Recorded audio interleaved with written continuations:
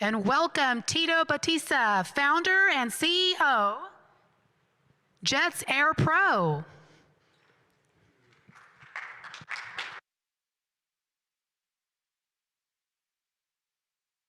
Okay, good afternoon, everybody.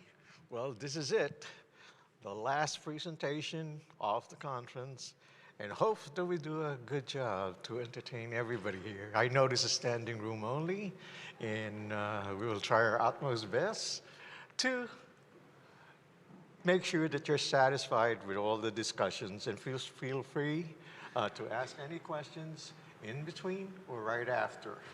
But anyway, without further ado, our topic today would be the desire to live a simpler life, the pros and cons of IoT and AI, all in one's life.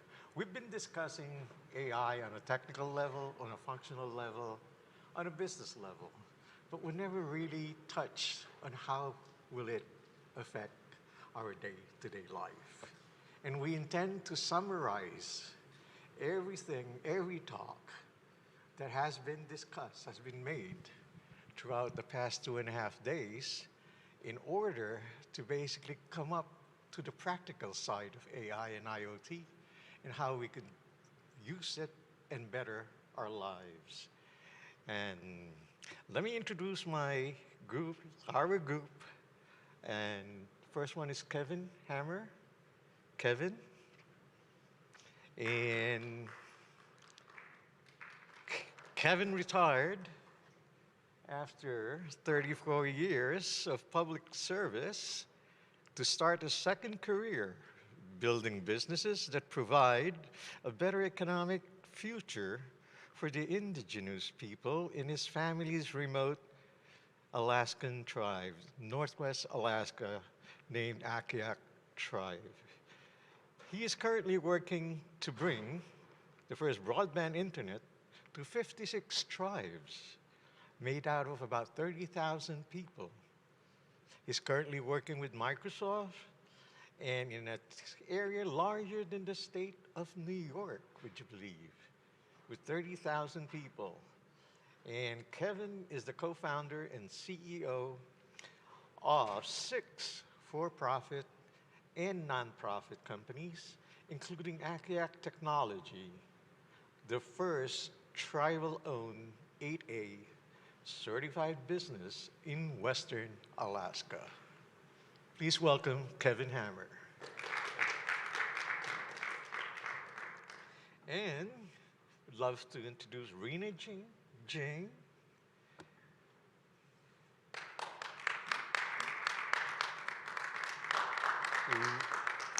Reena is an oilfield engineer at Schlumberger.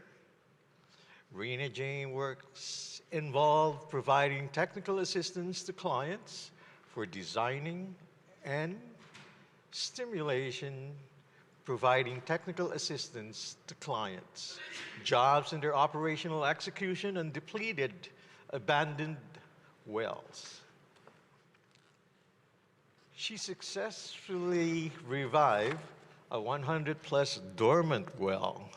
After a stint at Universal Aquatech, she gave her a chance to explore the manufacturing industry. Her role involved heading the operations and developing and executing business development strategies. Post a product management internship, she has successfully pivoted from operations to technology roles. At Cedarwood, her role as the vice president of product entailed heading the product division.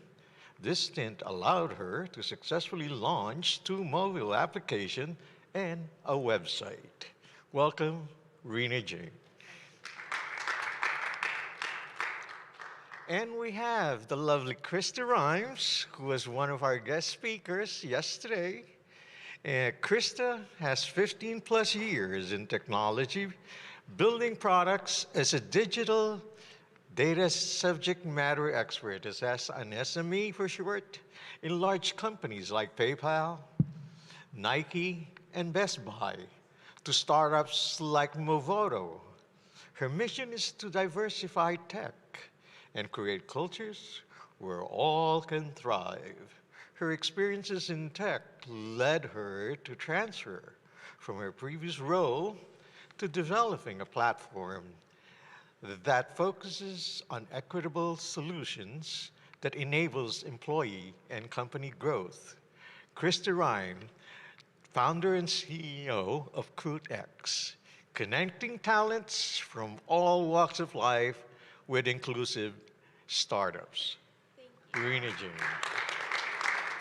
And finally, we have Reginald Mbawuike, co-founder and CDO Generating Innovation Ventures and Enterprises Incorporated.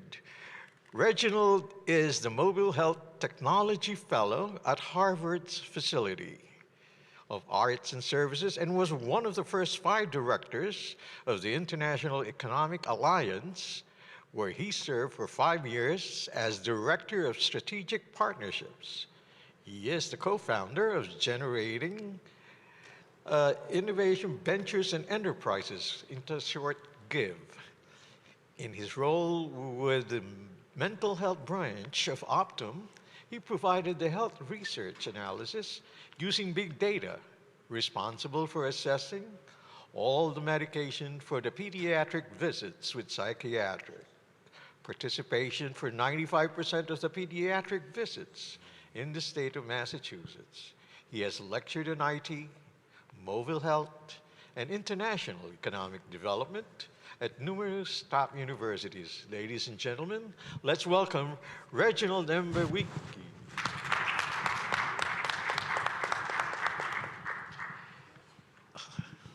Okay, panelists, if you may start, Reginald, please expand more on your experience and what you intend to contribute or basically discuss on how we could take advantage of AI and IoT in our day-to-day lives. Wonderful. Thank you very much for that question. So in my role and what I look at in AI is we developed an app called the Give 'em Health app. It's an app where a patient can monitor their own symptoms at home, create their own medical records, and be empowered on when and how to deliver it to a doctor for a better visit.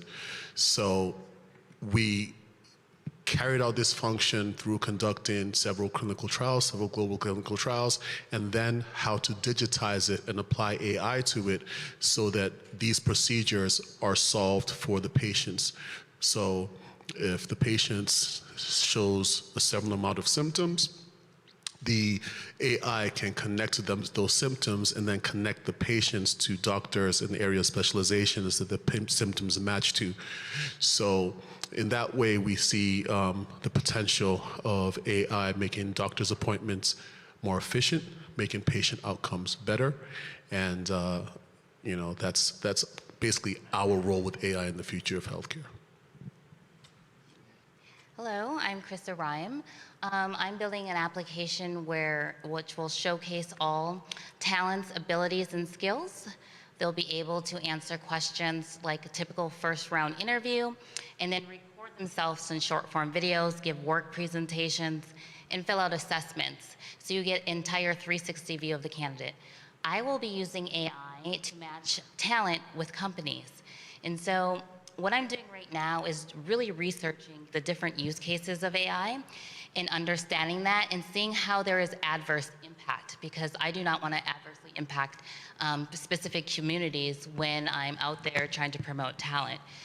So that is my background, and you'll be hearing different use cases here, and then I might take a different approach in seeing if there's any adverse impact on those use cases. Hi, I'm Reena Jain. So I'm going to talk about the pros of AI, big data, and how it's on the whole going to make life simpler. Of course, there might be a few cons to it, which my teammates would delve upon. Yeah. And most of this is derived from my research and education, because I come from an operations background and pivoted to tech 4 years back. And Glad to be talking about this. Hi, my name is Kevin Hamer, and I am working in an area. I mean, I look at our screen, I look at all the material that we've created for this conference. This conference is called Internet 2.0. Internet 2.0. Well, if you imagine a place where they don't have internet, in an area the size of, in fact, bigger than the state of New York or Pennsylvania, no high-speed internet available in this area. And this area is comprised primarily, 80 to 90% of the people in this area are Native Alaskans, indigenous people in Alaska.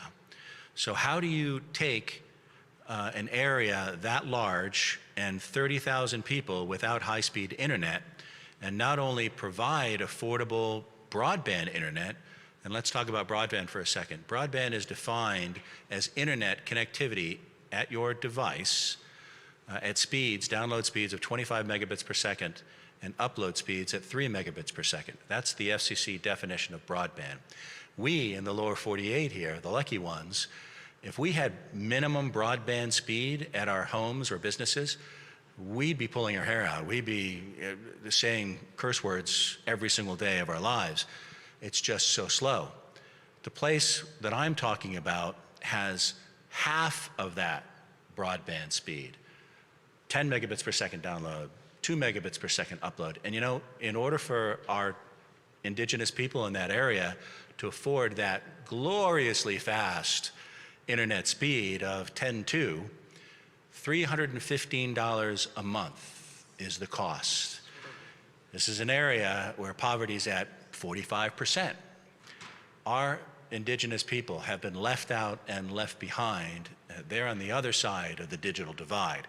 How do you help people that don't have large corporations coming to help them close that digital divide, join the digital economy, make use of all the great digital tools that we've talked about as part of this conference, and start enjoying telehealth, remote education, remote jobs, telework, Internet of Things, AI? How do you build that from nothing, Internet 0.0 to Internet 2.0? That's what we're doing in Southwest Alaska. My wife and I have co-founded a number of businesses that are driving the affordable, delivery of affordable broadband to tribal communities, starting with our own tribe, and 56 tribes in that large area the size of New York. And so we sum up this, as Tito was talking about, we sum up as a panel some of the conversations, all the conversations that have been had as part of Internet 2.0. How will it affect the quality of life, the betterment of the quality of life for the people? Well, we're taking that journey for our people and bringing them into Internet 2.0. And if I make one question, Kevin, what is, I know, if I'm not mistaken, you are now working with Microsoft with some of your initiatives. Could you elaborate a little bit more on how they would basically get into the picture?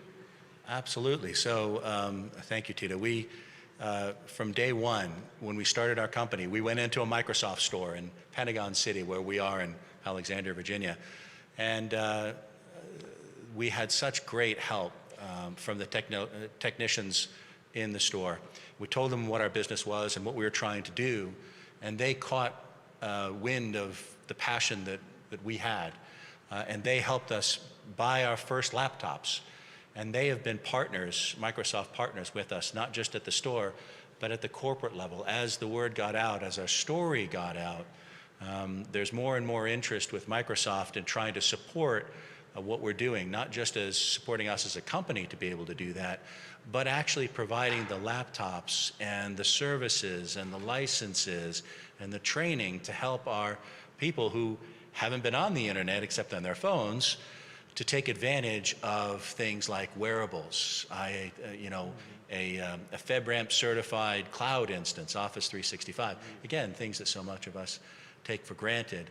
It'll be new to everybody in our area, and Microsoft is continuing to engage at a deeper level with us to help us do this.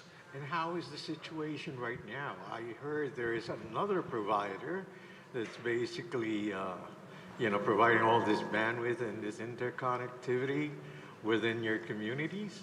And how are they being perceived, or how are they being accepted? So there is a monopoly service provider, internet service provider. They are the only ones that provide cell service and internet service to all of our 56 tribes in Southwest Alaska.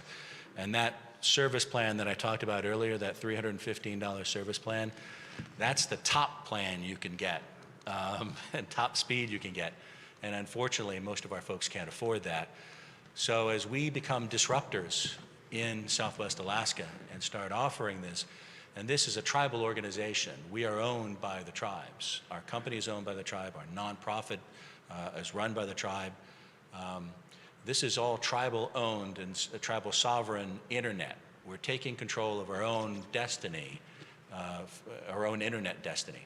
Well, of course, the monopoly service provider has no interest in losing business or losing profitability. So we're getting a bit of pushback as we do this. Definitely understand.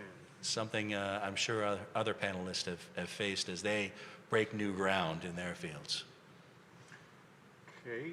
Reginald, you are in the health industry, and I was just wondering what type of involvement you are coming from a Harvard University, and what do you think, or what have you proposed or are in the plan of implementing in order to improve the medical delivery and technology using AI and IoT? Okay, very good question. So by starting this program at Harvard, a clinical trials program using mobile technology, we looked at what is the furthest we can do to use technology to give the best access to give access to those who don't have access. So that was the main thing originally was give people in remote areas access to better health care. So when it comes to the AI part, so that's what the Internet of Things. So how many ways can we use the technology to connect, the connectivity, the internet connectivity, if you're in parts of, places where there's very little internet connection, how do you connect the cloud? Those different things. So at first, we were dealing with organizations like Doctors Without Borders, and then we looked at Engineers Without Borders, because of how many of these countries probably didn't have good internet connection, and it's kind of things that they did. Well, here in America, you got issues too. If living in Boston, if I'm driving to upstate New York, there's so many places I'll go through and my phone's not working. And then I realized that stuff is needed here in America. Dead cells. You have places like Idaho, Nebraska, wherever you are. In New England, we have Vermont, and you fall sick, and you might have a similar health insurance policy as someone who lives in New York City or Boston or whatever, but you don't have the access to the same doctors. So we use the connection of applying artificial intelligence to the app that helps you select doctors in remote areas whose CPT code, ICD-10 codes, etc., match the symptoms that you have. So that's the length of the AI. We're talking about AI. We should also talk about machine learning. So the machine learning aspect is for your app. The more symptoms you put into the app, the smarter the app gets on understanding your symptoms and on being able to follow your symptoms, and in the long run, being able to kind of guide you and remind you stuff like if you took your drugs today, if you have, for example, we closed an agreement with the president of Palau. It's a small island country near the Philippines. Micronesia. They have the world's largest per capita amount, among the world's largest per capita amount of their citizens who have obesity and diabetes. So this was before we did this about 2018, had that agreement with them, and for us to conduct remote clinical trials to see if you use an app to monitor your intake of, sugar and stuff like that, and what you're eating, whether that will have a direct effect to decrease in diabetes and obesity in the island. So how that, when COVID came out, and those became the two major comorbidities for COVID, it was like a perfect timing for us to come out. So this product are, yes, Oh, go ahead. can I ask you a question? So when you're building your AI and your models, are you also using like other identifiable information about the patient, like their height, their weight, Yes. their race? And so how are you, what type of data are you using training? Because historically, a lot of the health data is not accurate for groups, like for Black women, right? Traditionally, Black women have been told they have a higher pain tolerance, right? And that is legacy data that's been used in training models. So we're not getting the right recommendations at an accelerated rate because it's AI. So how do we correct that and make sure we have the right non-biased training data? I love the question. Yeah. I love the question. So we put this together originally. We have a group of doctors on our team, 25 doctors between Harvard Medical School, Harvard School of Public Health. And when conducting these clinical trials and keeping it going, the AI is based on the contributions of those who conducted the clinical trials. Now, a presentation, our advisor, our lead advisor on the advisory board for AI, his name is Mr. Mark Minovich. He's the former chief technology officer of IBM. And he gave a presentation on our behalf where he spoke of the discrimination within AI. That AI is created by people. And if you have a monolithic group of people creating the AI, then the AI will have the same inhibitions as the monolithic group that created it. So what we have is a group. We have African American doctors, we have African doctors, we have Indian doctors, we have Asian American doctors, we have white doctors. So our group of the information we put together is there's really no room for bias. So the basis of the code is, and also our tech folks are Indian, and I'm Black. So it's just like we are the world, okay? I'm hoping you have an indigenous doctor somewhere. Ah, man, look, we just, listen, take me to Alaska, we'll make it happen. All right, so.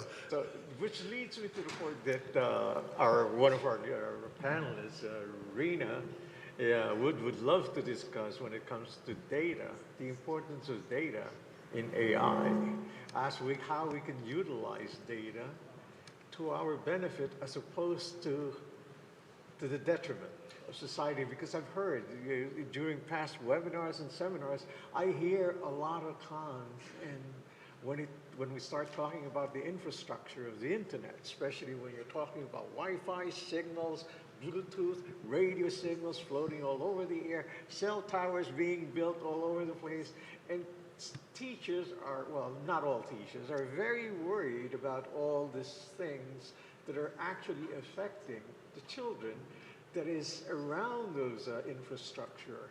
So, but basically, if you weigh the pros and cons of the data and the benefits of the data reaching the actual endpoint and eventually being able to maximize the actual effectiveness and the viability of AI, they will definitely benefit. And I'm pretty sure Reena can further explain a little bit more on the importance of data in the use of AI and IoT.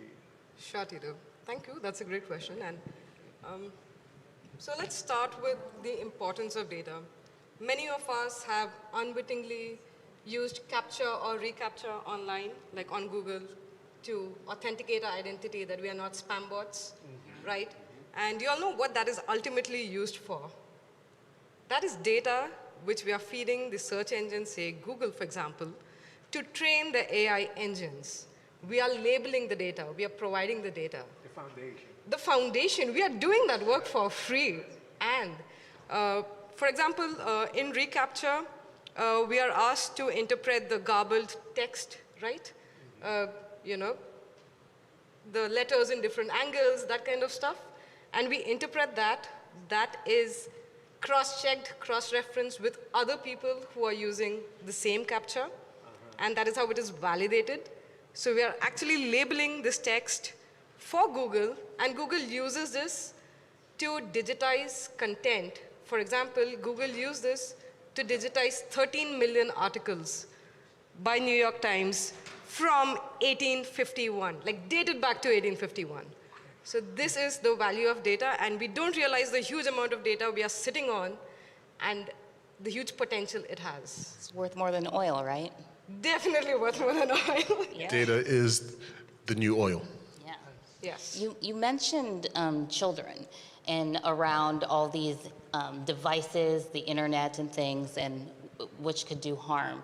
I have a 3-year-old who loves his Google Home and talking to Google, right? But you can put different voices on Google. And I read a study around how people get more frustrated and are more angry towards female voices, right? And so it's knowing these types of things that now I can properly teach my child, you know, how to be respectful to all voices. So it's a lot of information I feel is being hidden from us, but the more we know about how the AI is affecting us, right, what it's predicting for us, how we fit into these systems, then we can make the best decisions of how to use them. But right now, everything's in a black box, right? Because that's the benefit to the company. But if we start to open up this, you'll see greater rewards for the consumer. So how do we help people who have not been exposed to this and don't have the time to figure out how their data has been using and do the investigation? How do we help those kind of people understand as they enter into this new world? And for us, it will be a new world. All their data is going to be starting to get online and being used by some of these search engines and social media companies and et cetera. How do we help them and help train them in what to do, the do's and the don'ts, so that they don't have to spend their precious time, which, believe me, in our areas, the hunting and fishing is still how, you know, food is put on the table. How do we help them put some barriers or guardrails around this about how their data is going to be used on the internet? The best way I've seen now is find some TikTok influencers, because they will teach you in under a minute on different topics. I'm serious, TikTok is a great way to learn. And they bring it down to a very basic level so that you're easily understand the technology. But TikTok, just in general, is a great way to learn about different topics. In fact, they've been seeing a shift from professionals going to TikTok. Lawyers, doctors, right? Accountants are all giving really great short advice on TikTok. So that's where my first stop usually is when I'm trying to figure something out and look at trends, is I head to TikTok. Thank you.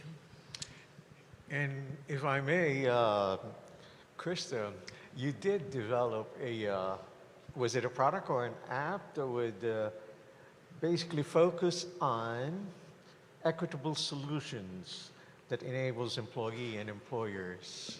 Yeah, so I'm in the process of developing it, and I gathered a very strong team. A very critical part of my team is an industrial organizational psychologist who helps me look at adverse impact, but is also out there talking to a lot of different experts in sociology and understanding the varying levels of opportunities that groups have had. And so how can we level the playing field for that background? So my long-term vision is to start creating this AI models for different types of recommendations to build diverse teams that is more equitable and easy to enter into. But it takes traditionally people that haven't been brought into tech to really help this from a social standpoint. And so that's what I'm trying to do, is just usher more people into tech to help build solutions that are experts in these areas. And if I'm not mistaken, your expertise is basically pulling out the talents and identifying the talents of all these candidates and potential employees and match them with the actual needs and requirements of big companies, especially in this new type of development. And they are basically relying on your experience in identifying and even looking and searching for these special talents in order to fulfill their mission. Yeah, so I'm in the really early stages, so I'm learning a lot. And what I'm learning is to identify transferable skills. So we are in the Great Resignation. Last year, I think on average 4 million people quit their job, and it continued into this year. And so there's this big rush of people wanting to get into tech, but not, thinking that tech consists of cybersecurity and engineering. Like, that's it. And they're like, I don't want to be a cybersecurity or engineering. And they don't know the vast number of other roles that are in tech. So what I do is I really meet with them, understand what their background is, what transferable skills are, and match them with tech roles. And once I understand this more, then I'll be able to automate this, build AI. So people can go in and be like, here's all my greatest abilities, and get a recommendation of, you would fit really well in this tech job. And Reginald, based on your experience right now, let's say Kevin is already in the forefront or just about to implement his project about expanding or speeding up the bandwidth infrastructure in order to serve the community. How do you think you could apply the health AI technology in his endeavor? Yes, so that's a very good question. When we built this at first, the first model we built was in November of 2013. At that time, we were working between US and India. And we were looking and thinking, okay, we have to make a product that can work if there's no internet. We have to have as little pressure on the bandwidth as possible. So the main thing is for it to be able to be stored on the cloud and then received on the other end. So our first version had, instead of it having a live video, we would have you record yourself, save it on the cloud, and then it be received somewhere else. If you have an injury, record your injury, and then your recording becomes a part of your medical record. And the information is out there available anywhere via the cloud. Exactly. So there wouldn't be even now much pressure whether they don't have broadband or not. Well, Kevin is also working with Microsoft in dealing with the cloud at this stage. Is that a correct statement? Yeah, so each of our villages, 56 communities in this large area, there are no roads leading in and out of the villages. There's no power lines that are going in and out of the villages. So they're basically islands in terms of infrastructure.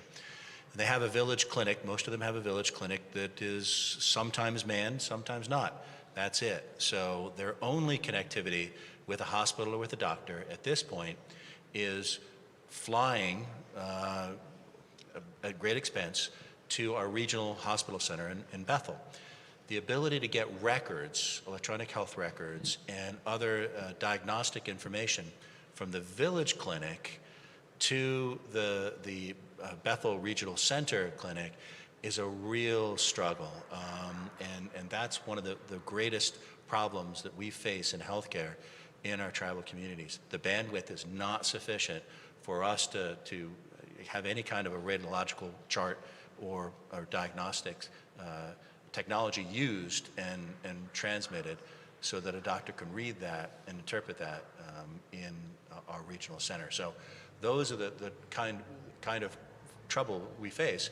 That's why low Earth orbit satellite is so useful to us now. We don't have to build a lot of that infrastructure today, and we can get broadband in those village clinics, sufficient bandwidth for us to transmit some of those medical records and health charts from our village clinics to our diagnostic center in Bethel. And that's one of the emerging technologies that is driving our ability to provide telehealth and healthcare at a more advanced level than we do today. And it will save lives, actually. So we'll be able to do that, hopefully. That's great. That's great.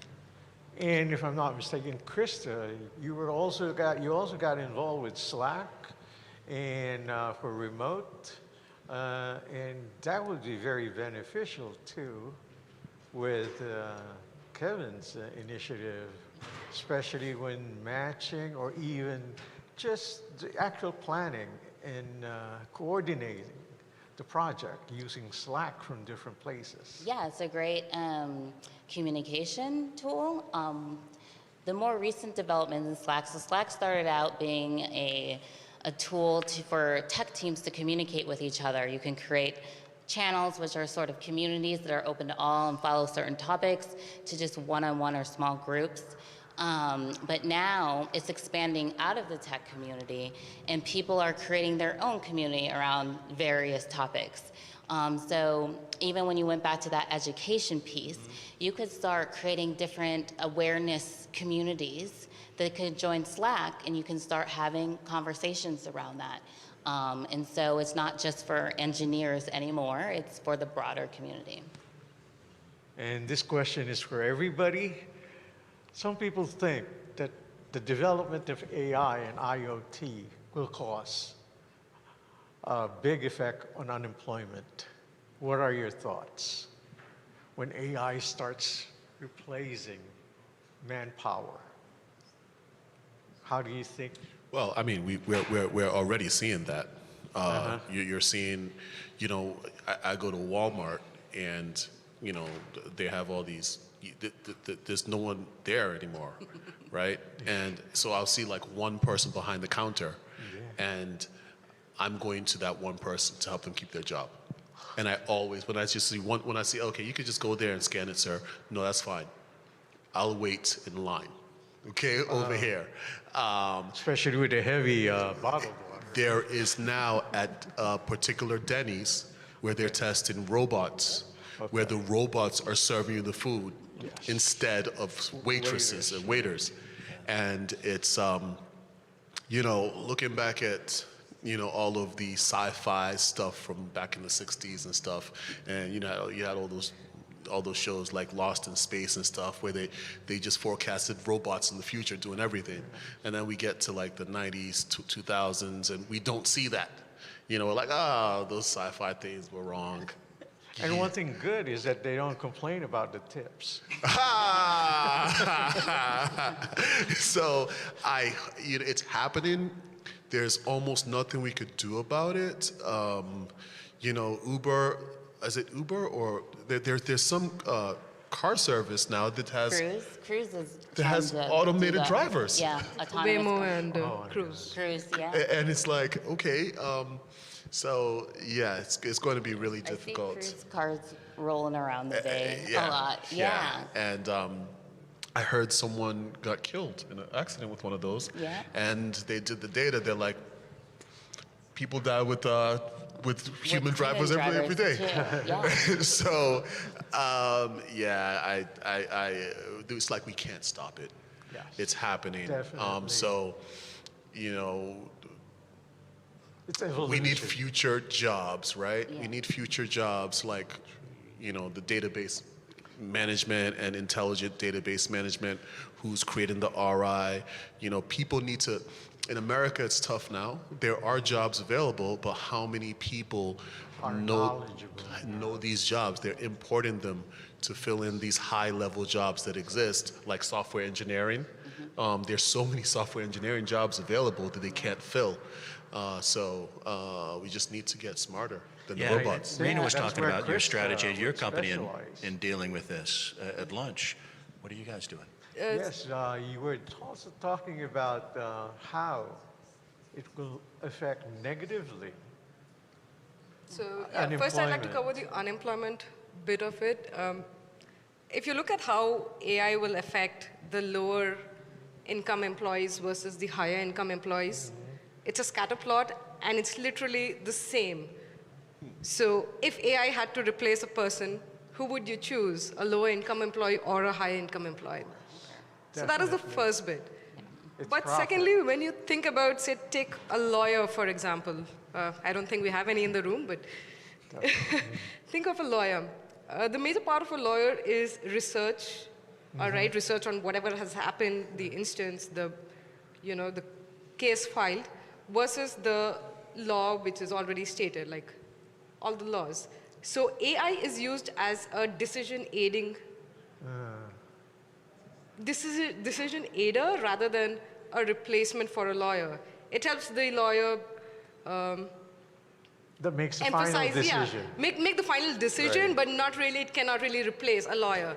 So I think AI is used just as it can be used as A tool decision aid, to a basically tool to aid help. for more information, informative. Exactly, Right. exactly, versus replacing someone. And even if it does replace, I think it's going to create a lot more opportunities.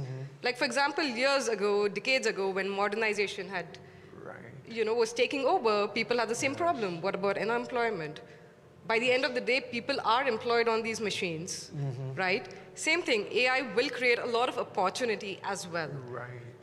And that's just a part of, a growing world. So. Which leads us to Krista, which is basically your forte, because as Reginald mentioned, I mean, there are a lot of available jobs there, but we don't have the right skill sets in order to fill the jobs. And that is one of your objectives in actually finding these people that are actually knowledgeable enough in order to help companies who have this vision in implementing AI and IoT, but they need the resources in order to fulfill that, and that's your line. Yeah, I see a few different ways that this could play out. I mean, I think there's going to be a lot of job loss, right? I mean, Elon's working on his automated semi-trucks, right? That's a huge industry of employment. And so one thing is getting out there and understanding this and understanding who's making money off of this and understanding how they're being taxed, which is not very much. So what if we had a tax that was put into a fund that's replacing jobs so we could have universal basic income, things like that. So I've heard that approach to job replacement. But even now, where there's a skills gap, everybody is rushing off to college. And I don't think that's necessarily, we need that. We can teach people how to be engineers, how to be product managers, how to be designers without a four-year education, right? And so we need to have a different mindset that we can be educated both in the classroom, both digitally, right? Let the students choose, but we just need to have that different mindset of really investing in particular skilled areas and showing young high school graduates to go that way. So there's a follow-up question to that. I mean, in a way, you're talking about vocational training and how it may help youngsters, but I think a major part of it comes from corporates if they recognize this and if they would be ready to accept people with, a vocational training in, say, product management rather than a tech background. I've been placing candidates that way. So it's around the work demonstration. So a lot of my candidates, I have them, do those take-home assignments and record it and just demonstrate their ability. And then that's what's getting them the job. I've had time and time again my clients saying, I would have never looked at this person based off of their resume. They just didn't have the experience. But once they saw them in their presentation and they understood their potential, right? If they just had some help, that's going to be the next wave of growth. So I've been placing candidates that are coming out of boot camp, that are self-taught, actually more so than people with 4-year degrees. So again, it's that education piece. It's finding the companies. These are more startups that are aligned with your mission and values, and go that way. It might not happen at a FANG company, but there's more companies than just Facebook, Amazon, Apple, Netflix, and Google. Akiak Technologies hiring. Kevin,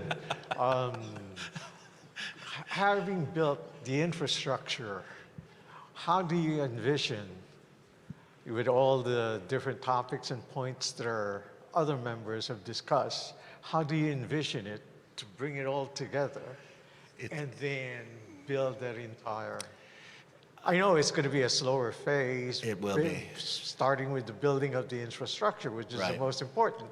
But once it's in there and you have all the powerful companies, like Microsoft is definitely there, that could easily, skyrocket. The speed itself of the development will basically develop exponentially, will grow exponentially. And now once you're there, how do you think can you maximize all the suggestions and all this talent and all this AI, functional business and technology, in improving the lives of the Akiak community? I think, and we've talked about it here on the panel, and again, it's been something that's been talked about throughout the Internet 2.0 conference, is all of these are tools, all of these are new ways of doing business, of new ways of learning, of new ways of speeding up, as Krista's presentation yesterday, I think it was yesterday was. Those are the kinds of things that for a new entrant into this world, it's a green field for us. How do we position our communities to take advantage of all of the tools, all of the new processes, all of the new opportunities, and avoid many of the pitfalls, the cons of what we're talking about. It's a scary world, digital world out there, and we're putting some folks in it who are going to be in a very fast, compared to their culture, a very fast turnover into this new age. It starts with what will improve the quality of your life in our culture. And our culture is very different. It's been we'd love to have the choice for our people to stay in their culture, to stay in their communities that have existed for tens of thousands of years, and not have to go to an urban center for a good job or good health care. That's the difference that it's going to make. It's going to be a complete game changer for all of our communities getting this high-speed broadband internet access.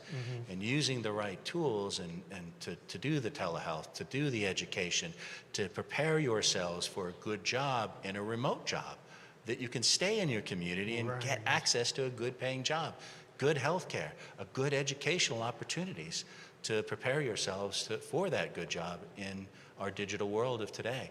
I agree. I don't think it takes a 4-year college degree, but that'll be available now remotely for our people, where it, again, a false choice.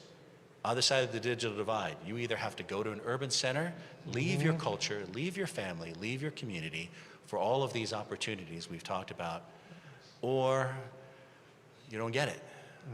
Close that digital divide, you can have it. And that's what we're trying to do here, and all of the summing it up. What will improve the quality of their lives in our travel Once all this are implemented, and I'm pretty sure the brain drain disease that's coming from all over the world and all over the country will be minimized once the green pasture exists or suddenly grows in the Akiak community, so they can themselves be together and grow and build the community for the future. And now my question here pertains to everybody too. Are we time? We got 17 seconds. Well, whoever wants. You're optimistic. One would be, how does big data affect AI, IoT in our lives. I think, Reena, if I may. Yeah, sure. So, as I said, the basis of AI is big data because that is the training data. AI is nothing without the training data, and training data is just a set of X and Y's, X being the input, Y being the output. Say it goes in a black box, which is called supervised learning, and the output is the X from the environment or the nature, which is the current situation, and the Y, which can be predicted. So hence data is everything, and we really don't know the vast amount of data which we are sitting on. I am repeating this because it is worth emphasizing. Today, for example, I worked in an edtech company, and we, for instance, had information about a student, the city, and the school the student went to, and that would help, though we didn't use it at that point, but now I realize that would help us understand the financial standing of a company, and that could have helped us in a third-degree price discrimination where we have different prices for different people. So this is just an example of the vast usage of the data, and this is all what is big data, and this is the base for any AI application. Definitely. Yeah. Every AI and IoT implementation relies on data. Exactly. And do we still have time for Q&A? Or well, we've already asked each other our own questions. Maybe one question? Any question from the audience? So raised hand over there.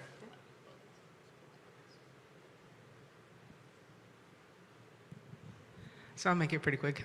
So kind of going back to the point of replacing jobs or whatnot, I can't help but thinking, it allows for people to upskill, right? So companies are supposed to be investing in their people regardless of what level they're at, right? So if AI is replacing supposedly a repetitive job or something that, costs less for a robot to do, it allows them to provide the opportunity for their employees to upskill, find out what else they can do or what else they may be able to contribute to the company. And then in addition to that, understanding what is it that that AI may be able to complete that is going to also help them. Like that person would still need to teach the AI, or it could help teach the AI what it needs to know to do to replace them, right? So they're learning something and they're teaching as well. Anybody who wants to? So I would just like to, let me repeat your question. So you're saying that AI is used to upskill people and it would lead to generating more jobs? Yeah, that's what I was kind of asking kind of your input on that. Yeah, I would love to take a stab at this. Yeah? Sure. So I completely agree with you. A big part of the training data is automation. Automation is where there are thousands of people sitting in a building, in a call center, validating that, yes, this is a picture of a stop sign. This is a picture of a woman crossing a road. This is all workforce. These are humans sitting in the call centers. And definitely, this is going to create a huge job opportunity. And hence I say that on the whole, it's not going to cause unemployment. It's going to create new opportunities in a different field, of course, but on the whole, definitely it's not causing unemployment is what I would say.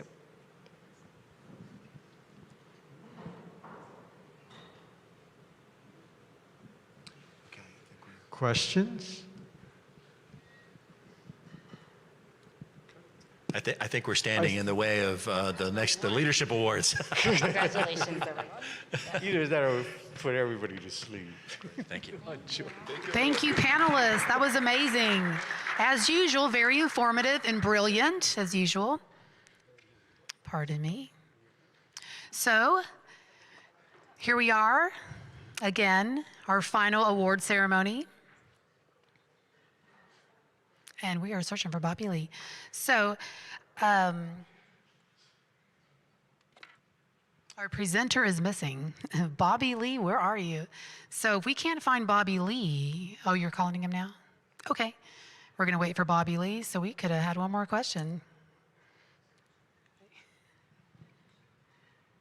Well, ladies and gentlemen, our stage will now be graced by exceptional individuals whose work is the definition of excellence and perseverance. These go-getters and visionary leaders have become role models for their commitment to driving technological innovations. And we just witnessed that this entire week. We are so thankful. So give yourself a round of applause. Everyone's amazing. I've learned a lot. And Bobby Lee, CEO of Ballet Crypto, welcome. And he also has his Bitcoin book. Yes. So he will be presenting the awards. And our first award is actually remote, so we're going to watch a video. And this award is Belal Hassan for Outstanding Leadership.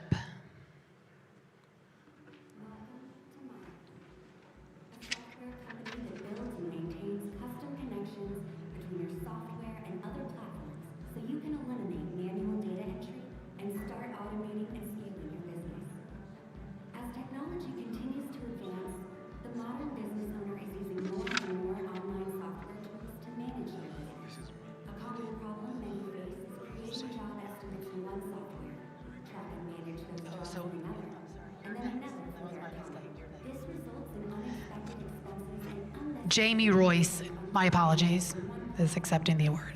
So how do we solve it? Mind Cloud Connections creates a seamless flow from one software platform to the next, saving time and money by connecting your software and automating your business process. Mind Cloud. Connect smarter. Okay, we'll give her a round of applause. She's not here, but that's okay. Oh, there he is.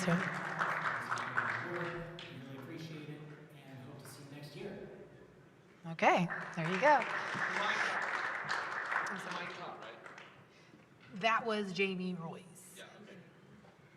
Next is Belal Hassan, Outstanding Leadership.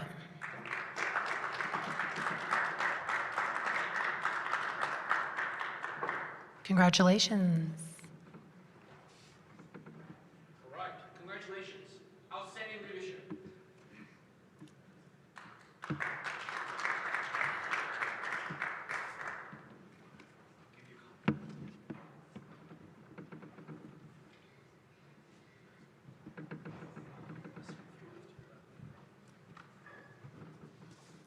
Jose Luis Rivas. Congratulations. Jose will be receiving 2 awards today, one for sponsorship and outstanding leadership. You're welcome. Outstanding leadership, excellent. Congratulations. And sponsorship. There's one more certificate for you.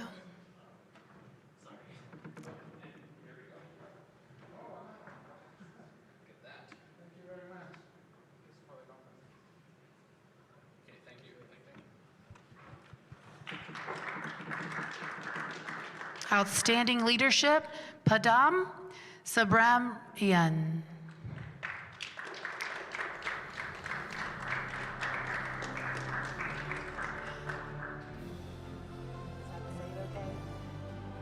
Congratulations. All right, for outstanding leadership. Congratulations. Thank you. Here you go.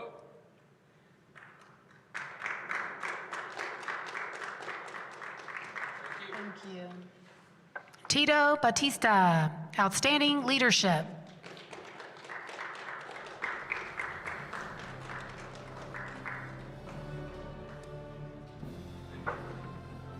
Tito, congratulations. Congratulations. Outstanding leadership.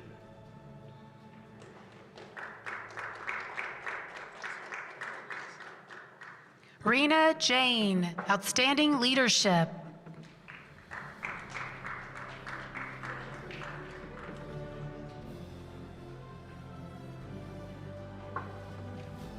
Reena, congratulations. Outstanding leadership.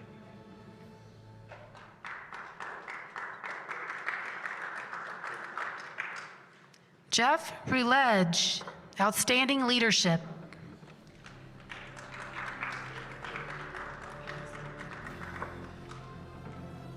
Hello, Jeff. Congratulations. Outstanding leadership.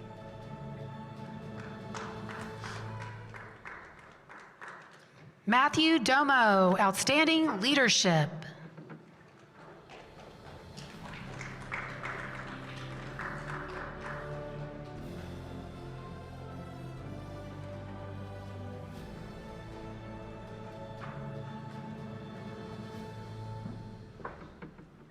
Hello, Matt. Congratulations. Thank you. Outstanding leadership. Yes, you too. Colleen Nagel, Outstanding Leadership.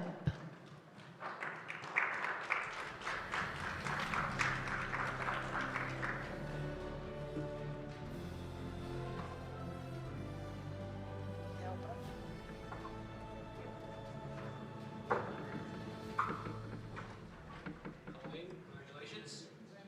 Yes, outstanding leadership.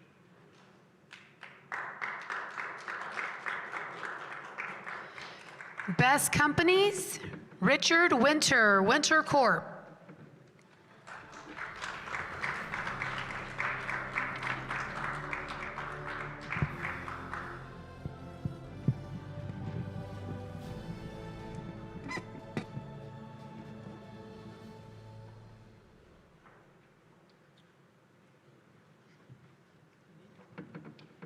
Slowly.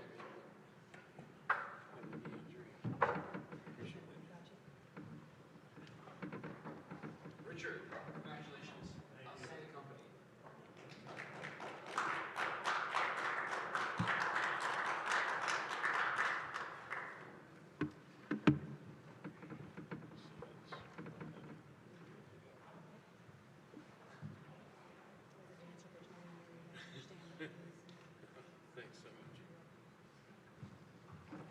One more time, everybody. Thank you so much. Congratulations, awardees. With this, we conclude our USA 2020 edition. I would like to thank our sponsors, our exhibitors, and of course, every one of you who actively participated in every three-day event. We wish you a safe journey as you head home, and I hope that you continue to taste success in the future projects. Before you leave, do expand your network of industry contacts by connecting with leaders who are here with us today. This is your MC, Andrea Guevara, signing off. It has been my pleasure to host this event, and thank you again. I'm getting teary-eyed.